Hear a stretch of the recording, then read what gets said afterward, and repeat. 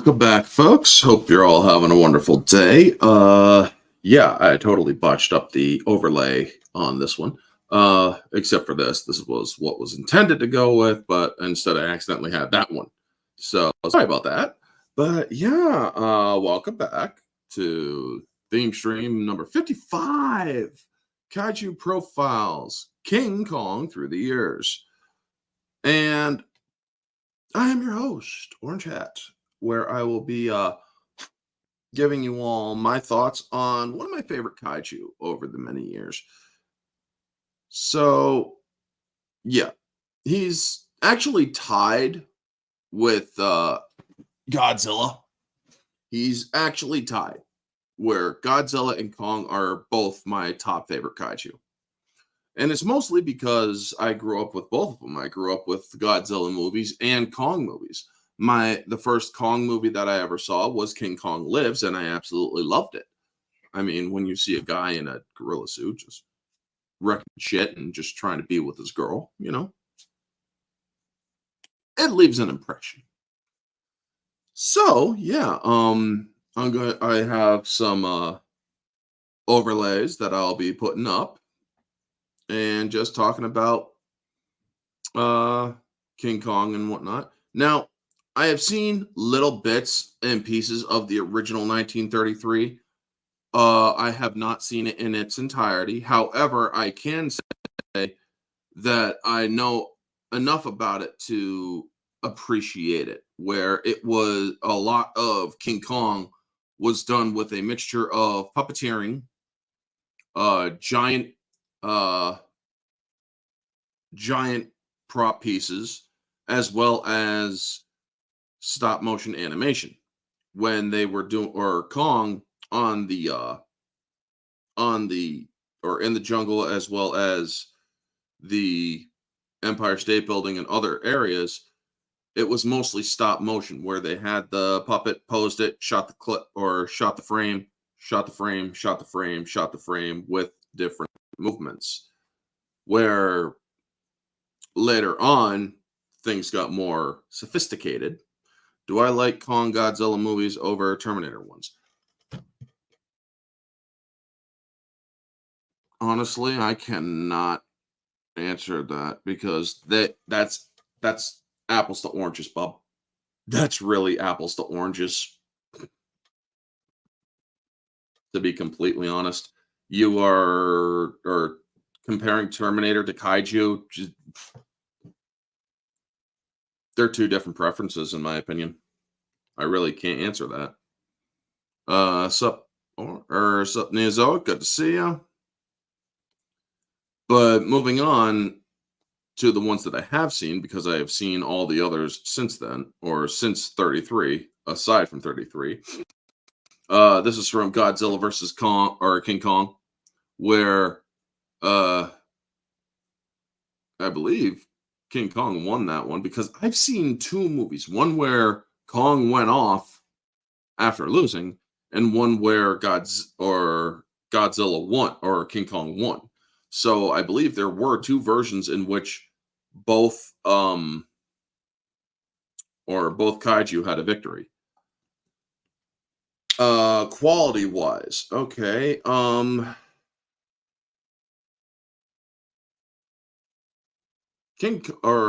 Quality wise, I lean more Terminator, because you're not having to insert certain shots and blend two different shots, because Kong, and a good way of showing it, let me pull this up. In King Kong Lives, they had to make miniature sets for the two actors in the Kong suits, as they did, or as they also had to do in the 76 Kong. Now, back in the day, folks, Geek Detective or Geek Archivist Pierce, good to see you. Back in the day, folks, these two movies are King Kong 76 as well as King Kong Lives. King Kong 76 was a small change from the 1933, where the 1933 had biplanes, and Kong 76 had helicopters that were attacking Kong and knocked him off. But the wonderful thing about King Kong in or 76 and 86, which is King Kong Lives, is that they were a 10-year sequel, essentially. 10 freaking years. Now, a lot of people don't really attribute much quality to these two movies, King Kong and King Kong Lives. But honestly, I believe that they are underrated. People really think or don't really give a lot of credit to what people were trying to achieve with the Kong franchise. They wanted America to have that monster movie that really worked, that really captured the imaginations. Favorite Skull Island. 2005. 2005 is my favorite Skull Island. King Kong. This one has my favorite Skull Island because that Skull Island had a very wide and diverse type of landscape, as well as this movie was essentially almost shot for shot remake of the 33, just also a lot longer. So I truly do appreciate this one a lot more, especially the extended edition, because they wanted to show more footage and such. Would you say that the Peter Jackson version respected the original King Kong since there are similarities? Absolutely. Absolutely, I would say that there is a bigger, or that there is much more respect in this than or for the original, because he made sure to get those shots that were iconic, like Kong playing with the T-Rex's mouth after he defeated it and after he broke its mouth and neck. The T-Rex in the original turned into 3 different V-Rexes in Peter Jackson's. Also, you have the the similarities of the rolling the log, which was nice, and a few other ones. A lot of people say that the Peter Jackson Kong was not that good. Honestly, I absolutely love it because they wanted to give that 33 feel. And I feel that Peter Jackson did a good job with it, you know? Not to mention the DVD actually had some pretty hilarious stuff in it, like the birthday present short that they did. Fun fact, Kong 2005 has a guidebook about Skull Island called The World of Kong, A Natural History of King Kong, or of Skull Island, which goes more in depth about fauna and history. Yeah, I heard that there was that. I liked the game that was a part of the Peter Jackson movie, because they also had, when you got all the different secrets and stuff in the movies or in the game, you unlocked different achievements, which was mostly making of featurettes about the game as well as the movies, how they were making them similar. And then there was also the cheat codes that you could put in and go through. Me, folks, I liked having access to cheat codes if a game for me got too hard, which sometimes it did, sometimes it didn't. But then I would always go back and I would always try doing them without the cheat codes. And eventually I would get to or manage to get that far in the game and achieve the game normally. One of the games I liked was the King Kong game, which you had to do the fight on Skull Island. You also had to go through the streets of New York. There was the ending for Kong for the Empire State Building. The one thing that I also remember from the 2005 was that Kong, or they were actually supposed to have Fay Ray do the piece or have a piece or a part in the film. And unfortunately, while they were getting while they were still doing pre-production, she had passed away. They already had casting and stuff finished, and Naomi Watts, I think it was Naomi Watts, yeah, managed or actually met Fay Ray, and she actually gave Naomi Watts her blessing and said that she or and Darrow was in good hands. And the line that Jack Black says at the end of the film, "It was beauty that killed the beast," that was actually supposed to be given to Fay Ray, who had or would have had a cameo in the film. Unfortunately, she passed away before the film could be shot and whatnot. And I felt, or it really broke Peter Jackson's heart. He was crying as he was talking about it because Peter Jackson likes to document the making of all of his films to such a degree, especially if they are big budget films like Lord of the Rings and King Kong was.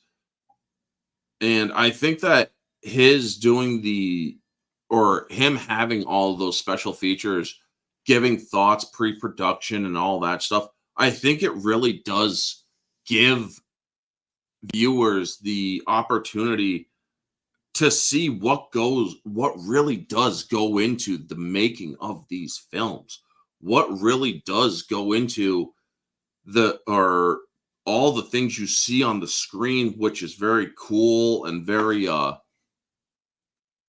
awesome to look at. And you got to be able to, or you have to, or what you see on the screen is not what they see when making the movie, essentially. You got to really put your mind into it where you are, or where Jack Black is fighting against all the bugs, and so is Andy Serkis, because Andy Serkis had two roles in the. Oh crap! I just realized that my camera is frozen. Hold on, folks. I need to do a small little reset.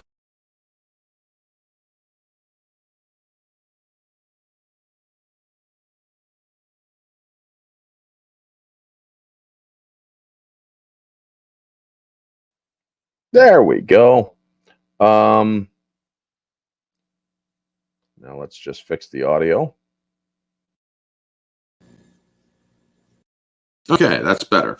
So yeah, what is your thoughts on Peter Jackson's original King Kong 96 plan? There was a Kong 96 script on the internet if you're interested. I have not read it. Um I have not read that script, but I do know that Fay Ray was planned to be in that film. A quote from the book said it best about Skull Island: "The island is a zoologist's dream and a field scientist's nightmare." Oh, absolutely. I really drive my little brother nuts when I like to look at the featurettes and special features for some films. Well, that's the thing. I have always enjoyed watching special features. It drives my older brothers nuts, and it also drives my parent or my mom or dad nuts when I was living with either. Um, drives my mom nuts when I do it because she's like, "Oh, this is boring shit. Why are we watching this?" Because I like learning shit. Me, I don't like being stagnant. I like to learn about the things I like, and my camera froze again. So I'm not going to bother being on camera if my camera is going to act like a little bitch.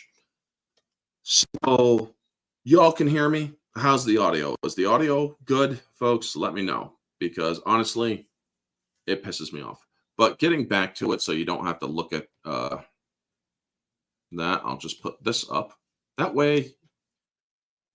But yeah, getting back to the 2005 Kong, I really did enjoy the let's see if I can actually get the damn thing working again. Nope. Let's see if I can reset it without having to Alrighty. And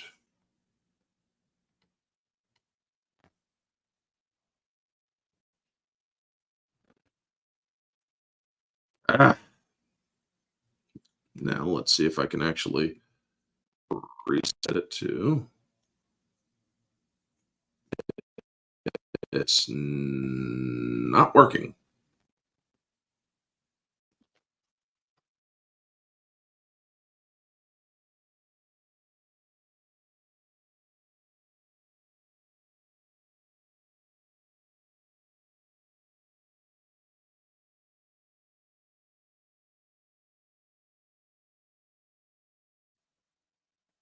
I apologize for that, folks. Technical difficulties are a pain in the ass during the best of times. Now, okay. Yes, camera works. Okay, good. Audio is good. Okay, so if my camera freezes again, I will go off camera instead of trying to unfreeze the camera. Because I'm sorry, folks, that's just the way it is right now, you know? It is what it is, and it can't be avoided. But getting back to the 2005, Andy Serkis had a really fun bit in which he was talking, or which he was talking about his kid and his son's reaction to his death scene, to Andy Serkis's death scene, because he played two roles. He played the cook and he played Kong. And the cook scene, or the cook role, died in the pit with all the bugs. And this rather phallic worm comes up over and starts eating his head. And his son is like, "Dad, what does it look like in that, or inside that thing?" His son being younger at the time, which was fun. And I always thought it was actually well done, you know? Um, it's like, oh my God, if it looked, or it must have looked that real to his kid, that he thought that his father was getting swallowed, you know? Even though his father wasn't. But it was really well done shot. And then we get to 11 years later, or 12 years later, and we got Kong Skull Island. And now, folks, when they did the Monsterverse, everybody thought that this Kong was going to be back to fight Godzilla. Which Andy Serkis ape role did you prefer, or like more, Kong or Caesar? I thought he did a great job with both of them. Honestly, I thought he did a great job with both of them, because Andy Serkis really revolutionized motion capture. When he was doing Lord of the Rings as Gollum, he was just beating up his body going through those motions. Then when they started doing Caesar and King Kong, or King Kong first and then Caesar, he learned, or he managed to get a better understanding of motion capture. People were starting to put forth better technology and whatnot, so he could actually move forward with the motion capture suit or be recorded and have it inserted.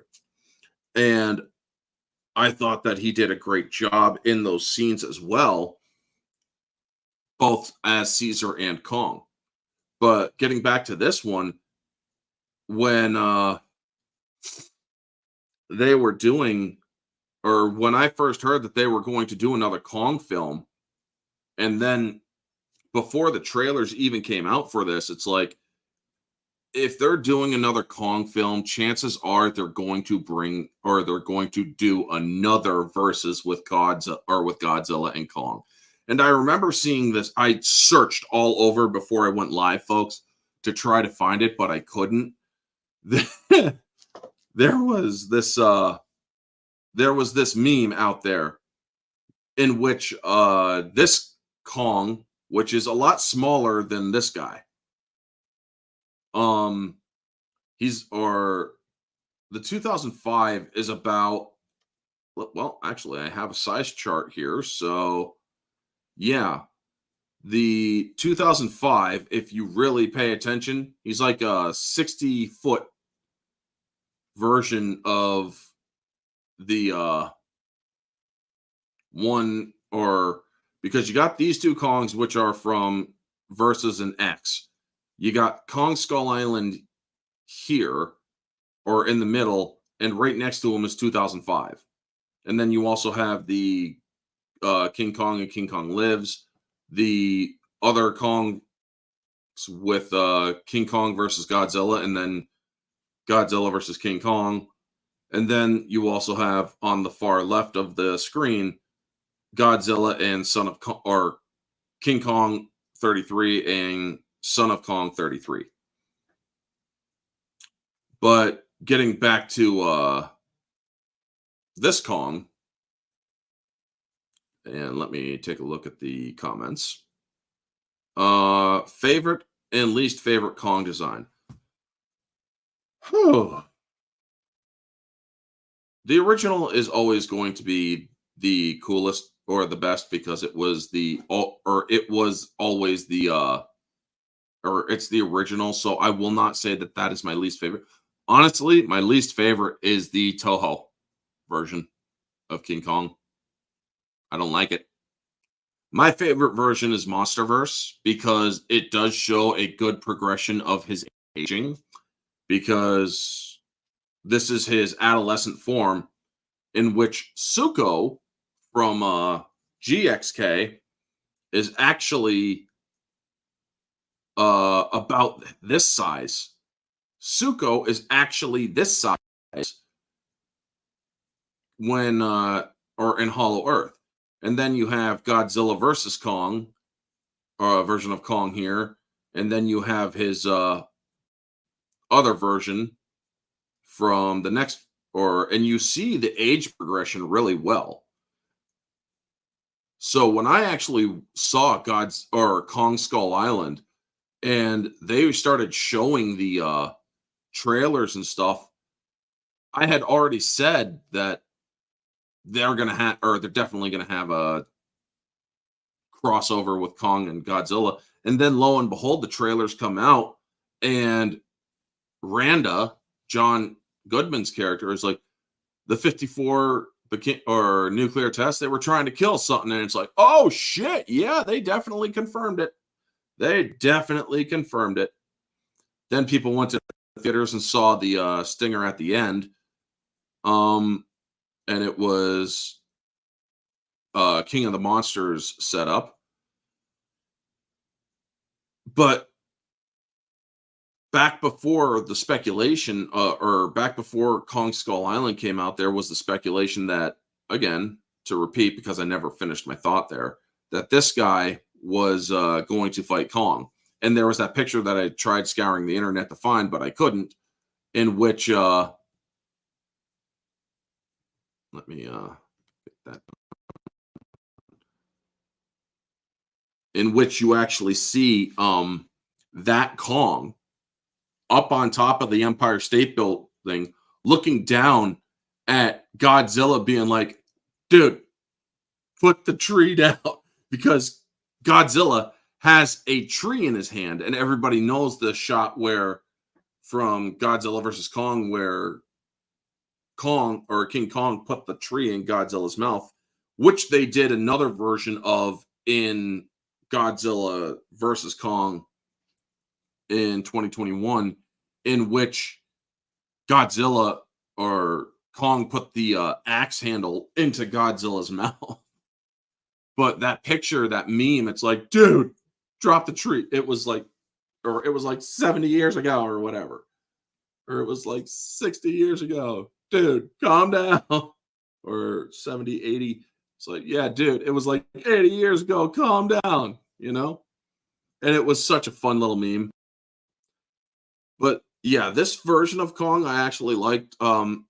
Even with Brie Larson in it, I am not a fan of Brie Larson. but I recognize that her activism works better in this movie because it took place during the 70s when women were not as appreciated, you know? The civil rights thing for women were actually or was kicking off, and they were actually starting to win their respect that they should have had a long time before that. But yes, this version. Then we get to the version with Kong and or with Godzilla versus Kong, and I gotta say, folks, when I saw or that really had the hype going, then COVID struck, knocked a lot of shit down, and I still it's like, oh, just please show me the stuff, man. Just please show me.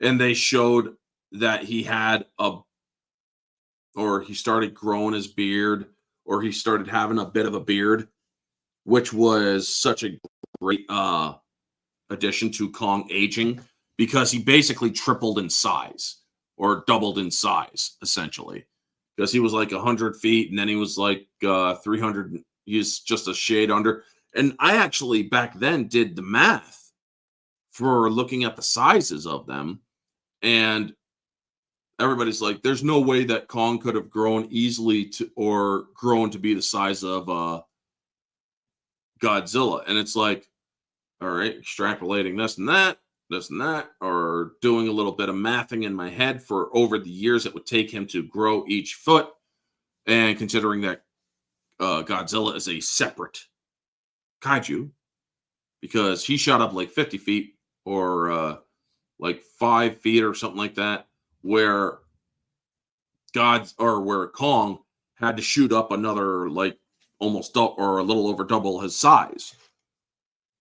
And it was interesting to find that the years from 78 to 2021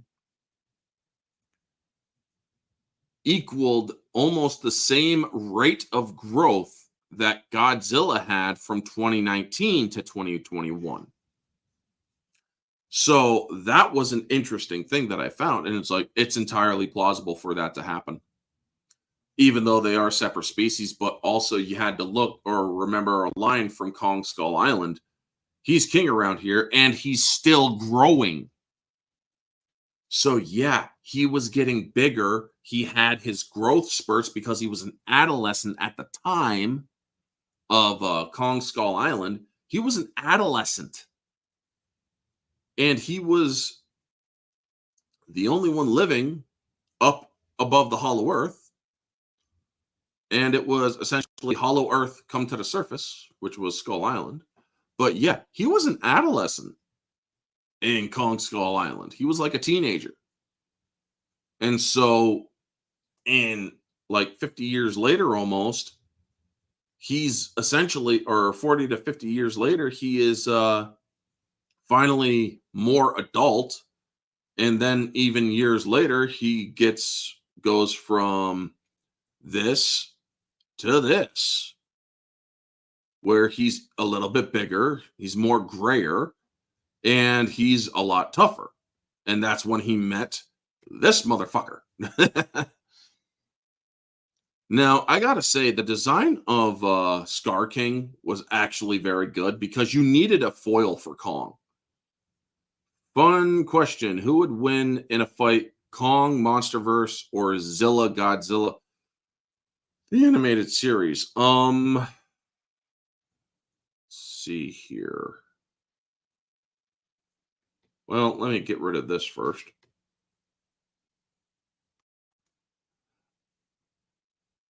Monsterverse Kong, depending on what age he's in, would most likely wreck Zilla's shit. Yeah, he'd most likely wreck Zilla's shit because remember, Zilla is not as tall or is not, I don't think Zilla is as tall as Godzilla 20 or Godzilla 2014 and or Monsterverse Godzilla. So yeah, I don't think he's as tall as him. So yeah, I think that Zilla would basically not only be killed, he would also be eaten. Yeah, Godzilla would eat Zilla. or not Godzilla, but Kong would eat Zilla. He'd chop it, or he'd chop her head off, and basically like he did with that war bat, just slurp down, man. Yeah, and my camera freaking froze again. So yeah, I'm gonna finish it out here, folks. I'm gonna finish the stream like this. I'm not gonna come on to camera again. However, I still do have the overlays. Now, getting back to Scar King, I actually do like him as a foil in the Godzilla Kong movie because we needed, or it's one of those situations where it's like, never before have I known how much I needed something or never before have I needed something and not known until I received it. Having Kong actually have a rival is insanely cool. And knowing that a species of Kong had defeated Godzilla in the past before Kong was born and actually took over one of his lairs, which was fun to learn, is also fun, or is also a cool thing. But Scar King, being the agile ape that he is and completely honorless piece of shit that he is, was such a great addition to the Monsterverse. I thought that it was rather well done, that you actually had more of an orangutan version or a mix of an orangutan and chimp version to Kong's gorilla or silverback gorilla merged with more human proportions. I don't know if you've seen the fun question on Mecha Kong. If Mecha Kong from King Kong Escapes were to appear in the Monsterverse, how would you do it if you were the writer? Essentially, it would be further into the future, like the 2040s, where the government's decided that enough was enough. We're invading Hollow Earth, but we need something that can fight gods or Kong and actually win.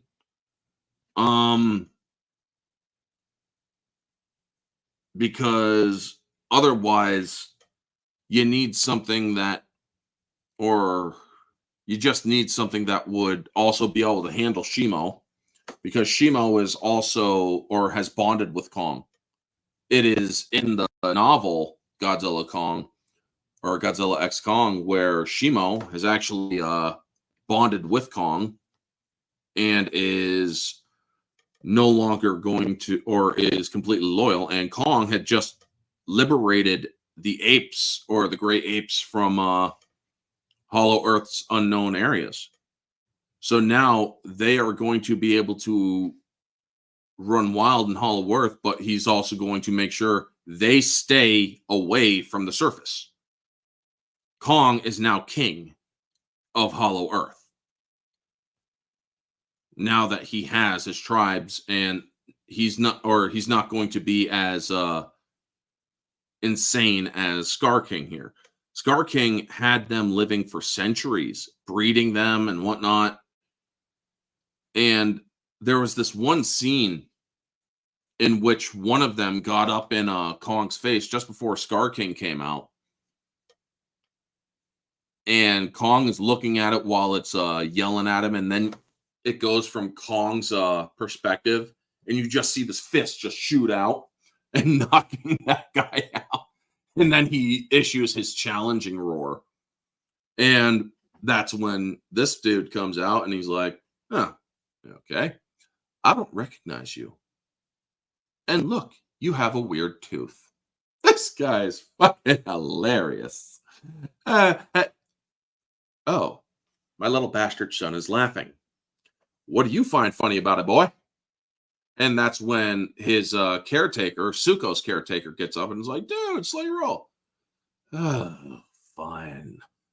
But what to do about this lack of respect? And I like how Scar King actually looks at Zuko, or not at Zuko, but at Kong, and Kong knows what's about. He's like, "Don't you dare do it, dude! Don't you dare! Oh, you motherfucker!" Because Scar King killed that other ape. Scar King is insane, folks. He's putting Kong heads on freaking pikes, on giant pikes, to scare them into submission. So that's when the challenge was issued between him and Kong. And I love the fight. The fight was so freaking great. And eventually this guy won the fight, but unfortunately, we all know what happened. Scar King cheats and calls out Shimo and then forces her to attack him. But this is by far, even with the Power Glove, I really do like the Kong or the Monsterverse design. My second favorite design is the more gorilla-like version of Kong from 2005. And while this movie will always have a place in my heart because it's the first one that I've seen, Monsterverse has done an original thing with the story of Kong. It didn't do a beat for beat story with Kong because it's like Kong falls in love with a human woman. It's like, where are you going to go from there except for the tragic end? You know, where are you going to go with that kind of relationship? So it shows that Kong indeed has a tenderness to him for members of the fair sex, but he's with them. You know, he's like, here, get on this boat, get the island, and whatnot. But he does form that bond with Gia, not a romantic bond, but a familial girl from the Iwi tribes. And he will always have that link with her, you know? And it's such a great link because she was the last of the Iwi tribe until she found the Iwis from Hollow Earth, which was cool. And so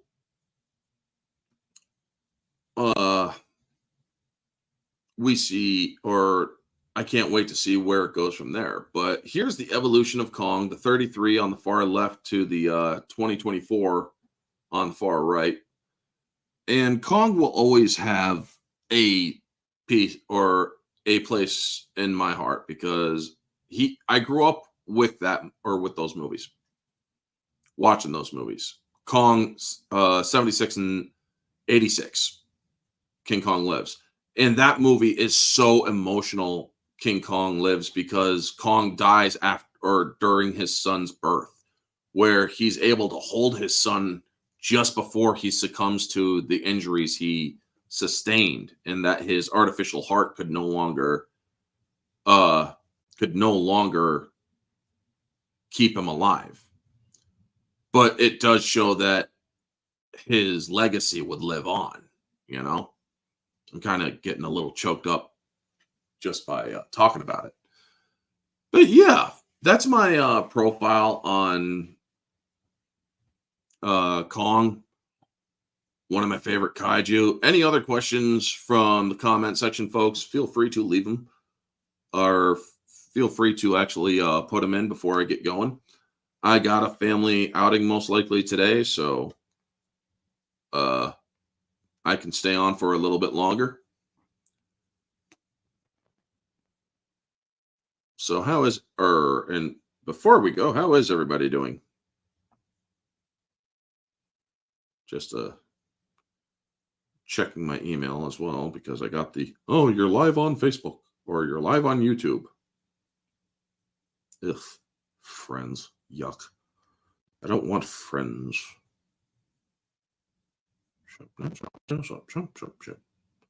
And fuck off. There you go. Email is done being checked.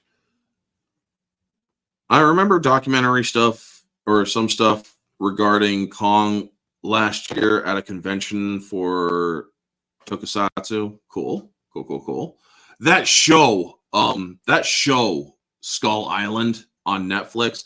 I took a look at that show and it's like, if this is supposed to be connected to the MonsterVerse, I'm having a hard time buying it, you know? Because, I mean, as interesting as it was, I just don't think that I would actually attribute it to the MonsterVerse. Because there was very big differences in things that were already established and clashing with the already established timeline. But overall, I thought it was okay. But now, folks, I am going to start wrapping it up. Thank you to Geek Archivist Pierce, Neozoic, Vanya, and all the others that are on X. Thank you so much for tuning in. Stay tuned for tonight, folks, on Society of Reviews channel. We will be talking different topics and whatnot going on. So if you like my channel, if you want to support my channel, the best thing to do is just subscribe and share my channel's content out there, as well as shares the link to my channel. That always helps. Also, likes for videos helps get the channel noticed more. Tomorrow, I'm going to be on Jade Shadow's channel at 8:30 p.m. to talk X2. And at 2185 or at Orange Hat 2185X for Thursday night, 8:30 p.m., we're talking Logan. So make sure you pay attention there, folks. Thank you so much for tuning in. Friday night is Orange Hat Uncensored, and Sunday will be the recap as well as Finding Forrester discussion. So thank you all so much for tuning in. Y'all are freaking awesome people. This has been Orange Hat. Y'all have a wonderful day, and always remember to stay humble. Peace. Are you done?